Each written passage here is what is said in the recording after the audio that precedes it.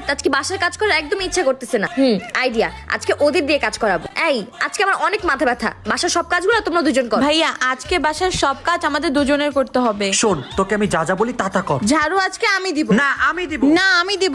আরে কি হইলো, ঝগড়া করতেছো কেন তোমরা? আমি আর তো বলছিলাম যে আমাদের দুজনের মধ্যে কে ভালো ঝাড়ু দিতে পারে। তখন থেকে ওকে আমি এটাই বুঝাচ্ছি যে আমি ভালো ঝাড়ু দিতে পারি। না না আমি ভালো ঝাড়ু দিতে পারি। আরে তোমরা দুজন আমার সামনে কিছুই না, দাও আমি ঝাড়ু দিয়ে দিতেছি। ও সেই সেই সেই সেই অস্থির। দেখছো কত সুন্দর করে ঝাড়ু দিয়ে দিলাম। সেই ভাবি ধ্যাৎ, ঝাড়ু তো যে কেউ দিতে পারে, কিন্তু আমার মতো থালা বাসন কেউ মাজতে পারবে না। ও আচ্ছা, দাঁড়াও দেখাইতেছি। এখন বলো। আরে সেই তো। কিসের সেই? প্লেট বাসন তো সবাই দিতে পারে, আমার মতন জামা কাপড় ধুয়ে দেখাও তো। আচ্ছা তাহলে আসো দেখি।